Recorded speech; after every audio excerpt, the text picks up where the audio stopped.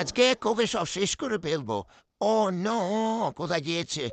ও আসতেছে, তীর আসতেছে, ও দেখ দেখ দেখ দেখ, ট্রেনই আসতেছে, ওটা কার্ড আসতেছে। এই এই আন্টি আন্টি সরে যান, সরে যান, সরে যান, সরে যান আন্টি, সরে যান। না না, আমি সরবো না, দেখাচ্ছি কার্ড কে মজা। দু ও মাই গশ।